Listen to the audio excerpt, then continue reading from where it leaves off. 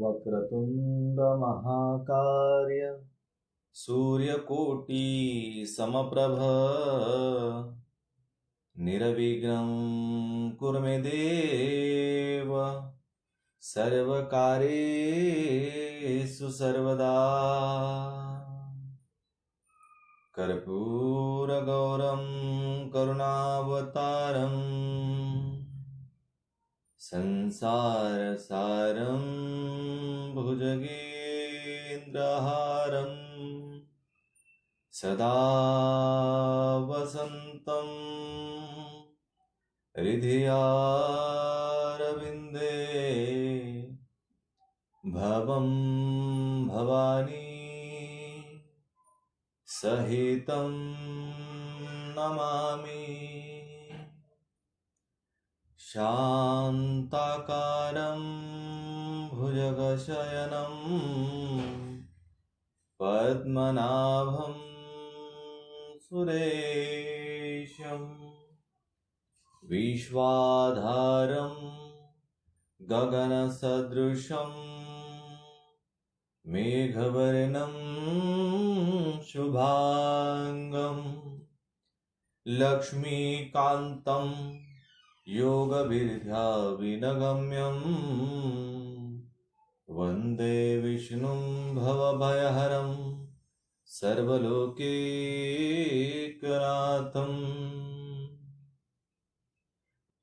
गुरुर्ब्रह्मा गुरुर्विष्णु गुरुर्देवो महेश्वरा गुरुर्साक्षात् परब्रह्म तस्मै श्री गुरवे नमः। सर्वे भवन्तु सुखिनः सर्वे सन्तु निरामया सर्वे भद्राणि पश्यन्ति मा कश्चित् दुःखभाग् भूयात्। ॐ शान्तिः शान्तिः शान्तिः। गोविंद बोलो हरि गोपाल बोलो राधा रमन हरि गोविंद बोलो। गोविंद बोलो हरि गोपाल बोलो राधा रमन हरि गोविंद बोलो। गोविंद बोलो हरि गोपाल बोलो गोविंद बोलो हरि गोपाल बोलो राधा रमन हरि गोविंद बोलो राधा रमन हरि गोविंद बोलो। गोविंद बोलो हरि गोपाल बोलो गोविंद बोलो हरि गोपाल बोलो राधा रमन हरि गोविंद बोलो राधा रमन हरि गोविंद बोलो राधा रमन हरि गोविंद बोलो। पिछले भाग में हमने ब्रह्मा जी की उत्पत्ति यह कथा सुनी। अब इस भाग में हम ब्रह्मा जी के द्वारा भगवान की स्तुति यह कथा अपने हरि उद्योग के सेवन के इस चैनल के माध्यम से सुनेंगे। तो आइए कथा में प्रवेश करते हैं। सच्चिदानंद रूपाय विश्व उत्पत्त्यादि हेतवे तापत्रय विनाशाय श्रीकृष्णाय वयं नुमः। यं प्रव्रजन्तमनुपेतं पेतकृत्यं द्वैपायनो विरहकातर आजुहाव। पुत्रेति तन्मयतया तरवो विनेदुस्तं सर्वभूतहृदयं मुनिमानतोऽस्मि।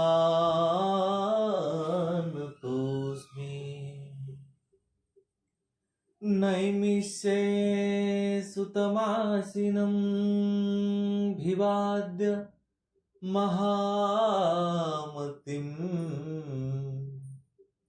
कथामृतरसा स्वादकुशलः शौनको ब्रवीत। श्री सच्चिद आनंद रूप भगवान श्री कृष्ण को मैं कोटि कोटि प्रणाम करता हूं। यह जो कथा पावन धाम नैमिष्य अरण्य में चल रही है, इसके श्रोता सौनकादि ऋषि है और वक्ता सूत जी है। तो हमने कल के भाग में भगवान ब्रह्मदेव की उत्पत्ति कैसे हुई यह कथा सुनी है। आज पिछले भाग से रिलेटेड इस भाग में ब्रह्मा जी ने भगवान की स्तुति किस प्रकार की है यह हम देखने वाले हैं। वासुदेवसुतं देवं कंसचाणूरमर्दनं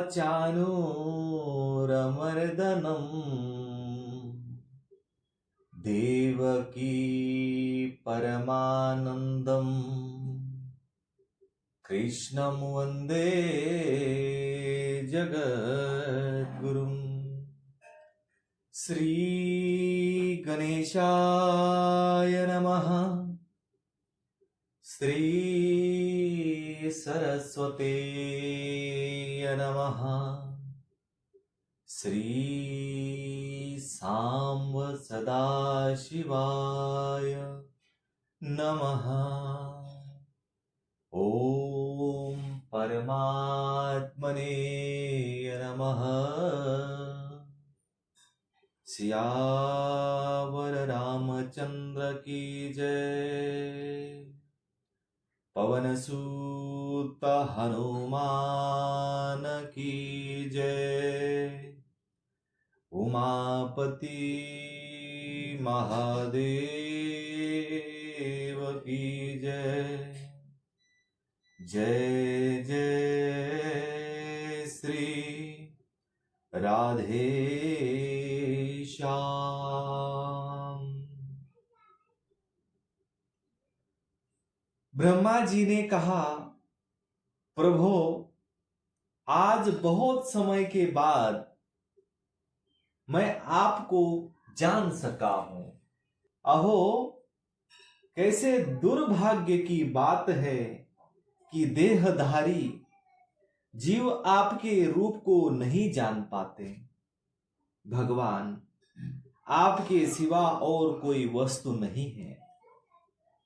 जो वस्तु प्रतीत होती है वह भी स्वरूपतः सत्य नहीं है, क्योंकि माया के गुणों के क्षुभित होने के कारण केवल आप ही अनेकों रूपों में प्रतीत हो रहे हैं। देव आपकी चित्त शक्ति के प्रकाशित रहने के कारण अज्ञान आपसे सदा ही दूर रहता है। आपका यह रूप, जिसके नाभि कमल से मैं प्रकट हुआ हूं, सैकड़ों अवतारों का मूल कारण है। इसे आपने सत्पुरुषों पर कृपा करने के लिए ही पहले प्रकट किया है। परमात्मन, आपका जो आनंद मात्र भेद रहित अखंड तेजमय स्वरूप है, उसे मैं इससे भिन्न नहीं समझता। इसलिए मैंने विश्व की रचना करने वाले होने पर भी विश्वातीत आपके अद्वितीय रूप की ही शरण ली है। यही संपूर्ण भूत और इंद्रियों का भी अधिष्ठान है। हे विश्व कल्याणमय, मैं आपका उपासक हूं। आपने मेरे हित के लिए अपना यह रूप दिखलाया है। जो पापात्मा विषयासत्व जीव है, वे ही इसका अनादर करते हैं। मैं तो आपको इसी रूप में बार बार नमस्कार करता हूं। मेरे स्वामी, जो लोग वेद रूप वायु से लायु हुई आपके चरण रूप कमल कोश की गंध को अपने कर्णपुटों से ग्रहण करते हैं, उन अपने भक्तजनों के हृदय कमल से आप कभी दूर नहीं होते, क्योंकि वे पराभक्ति रूप डोरी से आपके पाद पद्मों को बांध लेते हैं। जब तक पुरुष आपके अभयप्रद चरणार विंद का आश्रय नहीं लेता, तभी तक उसे धन, घर और बंधुजनों के कारण प्राप्त होने वाले भय, शोक, लालसा, दीनता और अत्यंत लोभ आदि सताते हैं। और तभी तक उसे मैं मेरेपन का दुराग्रह रहता है, जो दुख का एकमात्र कारण है।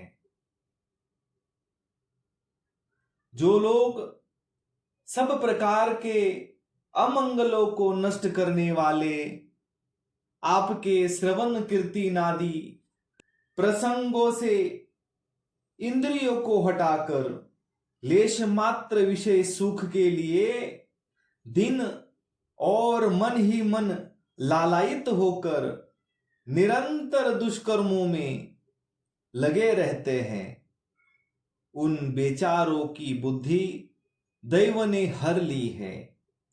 अच्युत, उर्क्रम इस प्रजा को भूख, प्यास, वात, पित्त, कफ, सर्दी, गर्मी, हवा और वर्षा से परस्पर एक दूसरे से तथा कामाग्नि और दुख और दुसह क्रोध से बार बार कष्ट उठाते देखकर मेरा मन बड़ा खिन्न होता है।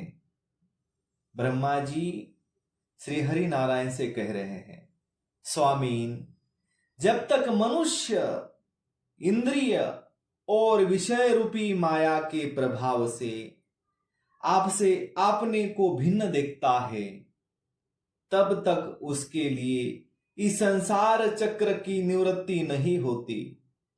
यद्यपि यह मिथ्या है, तथापि कर्मफल भोग का क्षेत्र होने के कारण उसे नाना प्रकार के दुखों में डालता रहता है। देव, औरों की तो बात ही क्या है, जो साक्षात मुनि हैं, वे भी यदि आपके कथा प्रसंग से विमुख रहते हैं तो उन्हें संसार में फंसना पड़ता है। वे दिन में अनेक प्रकार के व्यापारों के कारण विक्षिप्त चित्त रहते हैं, रात्रि में निद्रा में अचेत पड़े रहते हैं।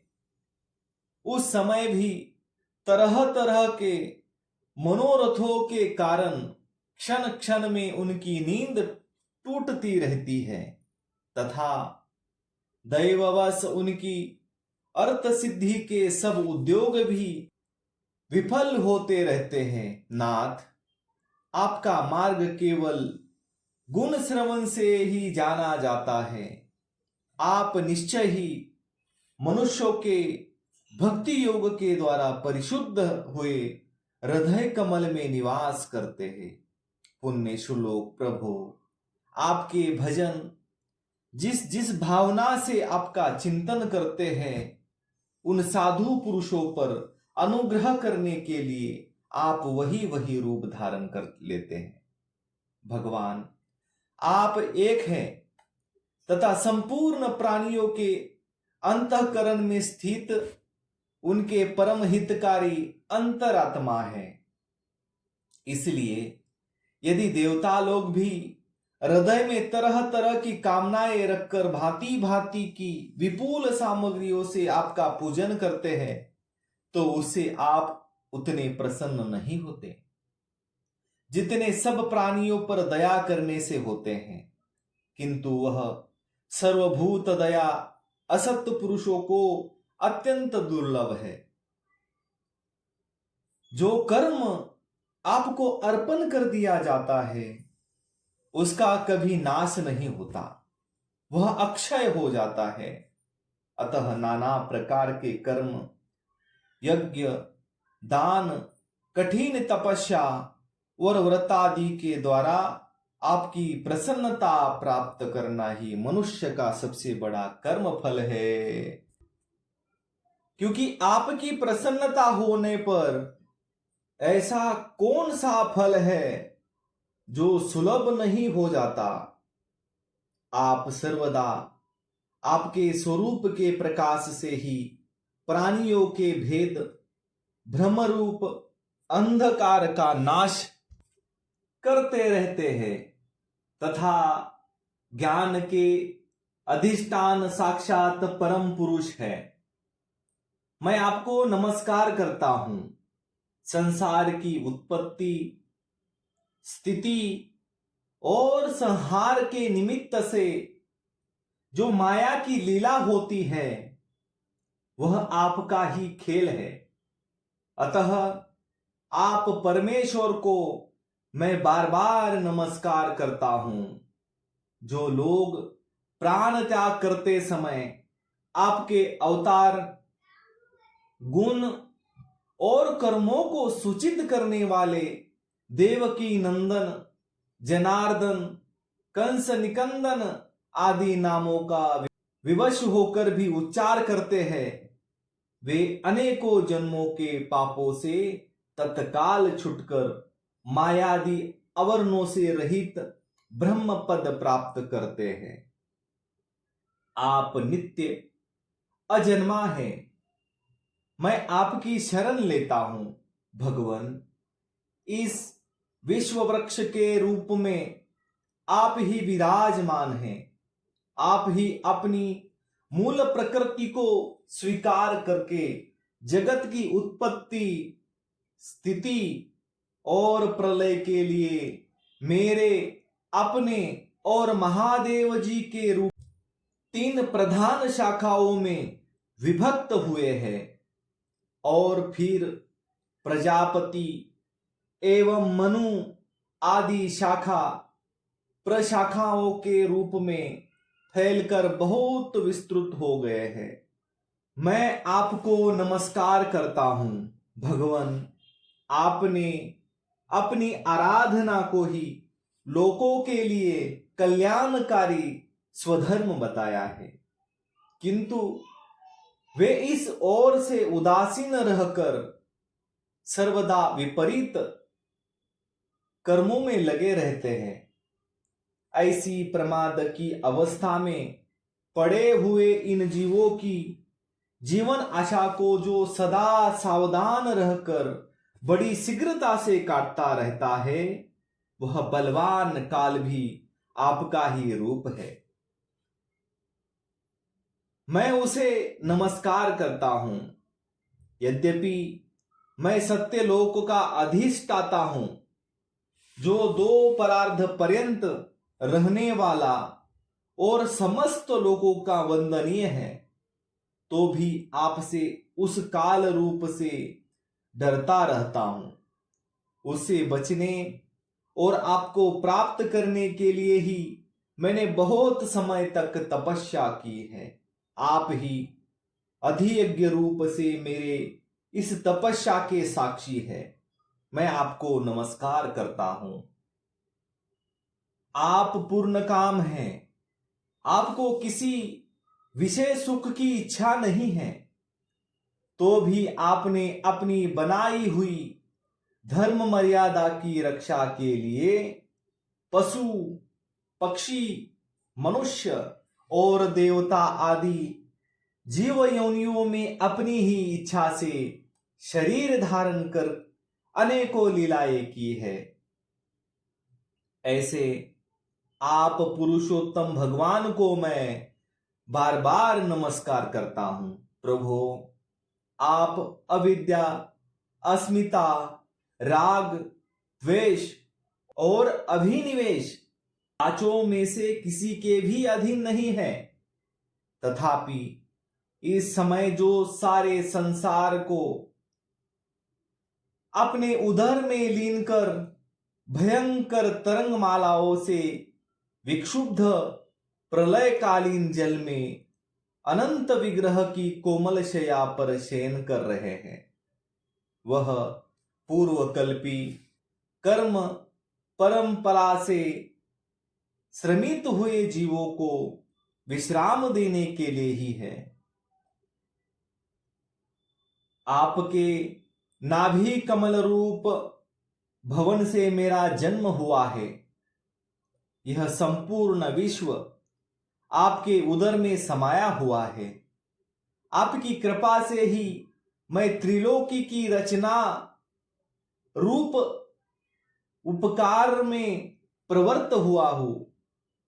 इस समय योग निद्रा का अंत हो जाने के कारण आपके नेत्र कमल विकसित हो रहे हैं। आपको मेरा नमस्कार है। आप संपूर्ण जगत के एकमात्र सूरधय और आत्मा है तथा शरणागतों पर कृपा करने वाले हैं। अतः अपने जिस ज्ञान और ऐश्वर्य से आप विश्व को आनंदित करते हैं, उसी से मेरी बुद्धि को भी युक्त करे, जिससे मैं पूर्व कल्प के समान इस समय भी जगत की रचना कर सकूं। आप भक्तवांछल कल्पतरु हैं। अपनी शक्ति लक्ष्मी जी के सहित अनेकों गुणावतार लेकर आप जो जो अद्भुत कर्म करेंगे, मेरा यह जगत की रचना करने का उद्यम भी उन्हीं में से एक है। अतः इसे रचते समय आप मेरे चित्त को प्रेरित करें, शक्ति प्रदान करें, जिससे मैं सृष्टि रचना विषयक अभिमान रूप मल से दूर रह सकूं। प्रभु, इस प्रलयकालीन जल में शयन करते हुए आप अनंत शक्ति परम पुरुष के नाभि कमल से मेरा प्रादुर्भाव हुआ है और मैं हूं भी आपकी ही विज्ञान शक्ति। अतः इस जगत के विचित्र रूप का विस्तार करते समय आपकी कृपा से मेरी वेद रूप वाणी का उच्चारण लुप्त न हो। आप अपार करुणामय पुराण पुरुष है। आप परम प्रेममयी मुस्कान के सहित अपने नेत्र कमल खोलिए और शेष शैया से उठकर विश्व के उद्भव के लिए अपनी सुमधुर वाणी से मेरा विषाद दूर कीजिए। श्री मैत्रेय जी कहते हैं, विदुर जी, इस प्रकार तप, विद्या और समाधि के द्वारा अपने उत्पत्ति स्थान श्री भगवान को देखकर तथा अपने मन और वाणी की शक्ति के अनुसार उनकी स्तुति कर ब्रह्मा जी थके से होकर मौन हो गए। श्री मधुसूदन भगवान ने देखा कि ब्रह्मा जी इस प्रलय जल राशि से बहुत घबराए हुए हैं तथा लोक रचना के विषय में कोई निश्चित विचार न होने के कारण उनका चित्त बहुत खिन्न है। तब उनके अभिप्राय को जानकर वे अपनी गंभीर वाणी से उनका खेद शांत करते हुए कहने लगे। श्री भगवान ने कहा, वेद गर्भ, तुम विषाद के वशीभूत हो, आलस्य न करो। सृष्टि रचना के उद्यम में तत्पर हो जाओ। तुम मुझसे जो कुछ चाहते हो उसे तो मैं पहले ही कर चुका हूं। तुम एक बार फिर तप करो और भागवत ज्ञान का अनुष्ठान करो। उनके द्वारा तुम सब लोगों को अंतःकरण में देखोगे। फिर भक्ति युक्त और समाहित चित्त होकर तुम संपूर्ण लोक और अपने में ही मुझको व्याप्त देखोगे तथा मुझ में संपूर्ण लोक और अपने आप को देखोगे। जिस समय जीव काष्ठ में व्याप्त अग्नि के समान समस्त भूतों में मुझे ही स्थित देखता है, उसी समय वह अपने अज्ञान रूप मल से मुक्त हो जाता है। जब वह अपने को भूत, इंद्रिय, गुण और अंतकरण से रहित तथा स्वरूपतः मुझसे अभिन्न देखता है, तब मोक्ष पद प्राप्त कर लेता है। ब्रह्मा जी, नाना प्रकार के कर्म संस्कार के अनुसार अनेक प्रकार की जीव सृष्टि को रचने की इच्छा होने पर भी तुम्हारा चित्त मोहित नहीं होता। यह मेरी अतिशय कृपा ही फल है। तुम सबसे पहले मंत्र दृष्टा हो। प्रजा उत्पन्न करते समय भी तुम्हारा मन मुझसे ही लगा रहता है। इसी से पापमय रजोगुण तुमको बांध नहीं पाता। तुम मुझे भूत, इंद्रिय, गुण और अंतकरण से रहित समझते हो। इसी से जान पड़ता है कि यद्यपि देहधारी जीवों को मेरा ज्ञान होना बहुत कठिन है, तथापि तुमने मुझे जान लिया है। मेरा आश्रय कोई है या नहीं, इस संदेह से तुम कमल नाल के द्वारा जल में उसका मूल खोज रहे थे। 100 महीने तुम्हें अपना यह स्वरूप अंतकरण में ही दिखा लिया है। प्यारे ब्रह्मा जी, तुमने जो मेरी कथाओं के वैभव से युक्त मेरी स्तुति की है और तपस्या में जो तुम्हारी निष्ठा है, वह भी मेरी ही कृपा का फल है। लोक रचना की इच्छा से तुमने सगुण प्रतीत होने पर भी जो निर्गुण रूप से मेरा वर्णन करते हुए स्तुति की है, उसे मैं बहुत प्रसन्न हूं। तुम्हारा कल्याण हो। मैं समस्त कामनाओं और मनोरथों को पूर्ण करने में समर्थ हूं। जो पुरुष नित्य प्रति इस स्तोत्र द्वारा स्तुति करके मेरा भजन करेगा, उस पर मैं शीघ्र ही प्रसन्न हो जाऊंगा। तत्ववेत्ताओं का मत है कि पूर्त, तप, यज्ञ, दान, योग और समाधि आदि साधनों से प्राप्त होने वाला जो परम कल्याणमय फल है वह मेरी प्रसन्नता ही है। विधाता, मैं आत्माओं का भी आत्मा हूं, स्त्री पुत्रादि प्रियों का भी प्रिय हूं, देहादि भी मेरे ही लिए प्रिय है। अतः मुझसे ही प्रेम करना चाहिए। ब्रह्मा जी, त्रिलोकी को तथा जो प्रजा इस समय मुझ में लीन है उसे तुम पूर्व कल्प के समान मुझसे उत्पन्न हुए अपने सर्ववेदमय स्वरूप से स्वयं ही रचो। मैत्रेय जी कहते हैं, प्रकृति और पुरुष के स्वामी कमलनाभ भगवान सृष्टिकर्ता ब्रह्मा जी को इस प्रकार जगत की अभिव्यक्ति करवाकर अपने उस नारायण रूप से अदृश्य हो गए। तो आज के लिए इतना ही। कर्पूर गौरम करुणावतारम संसार सारम भुजगेन्द्रहारम सदा वसंतम हृदयारविंदे भवम भवानी सहितम नमामि। सियावर रामचंद्र की जय, पवन सूत हनुमान की जय, उमापति महादेव की जय। जय जय श्री राधे श्याम।